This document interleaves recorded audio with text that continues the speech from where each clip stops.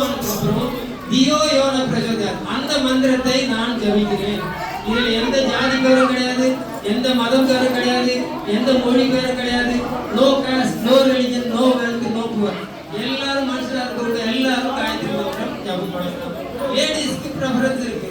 காயத்ரியே பெண் உருவம் தான் கொடுத்துருக்காங்க.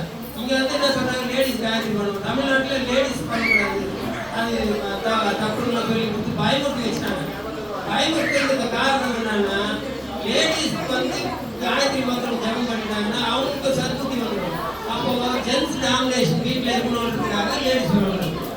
ஜென்ஸ் டாமினேஷன் வீட்டில் இருக்கணுன்றதுக்காக லேடிஸ் சொல்லணும். அது சொல்றாங்க. லேடிஸ் சொல்லணும்.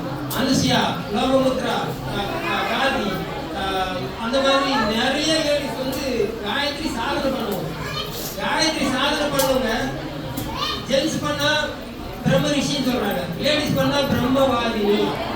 பிரம்மவாதினி லேடிஸ் பண்ணியிருக்காங்க, சாதனை பண்ணியிருக்காங்க. அஸ்வாலய மகரிஷியோட ஒய்ஃப் காயத்ரி சாதனை பண்ணும்போது, காயத்ரி யாகம் பண்ணும்போது அவருடைய பிரசன்ஸ் வேற இடத்துல இருக்கணும்னா அவருடைய ஒய்ஃப் காயத்ரி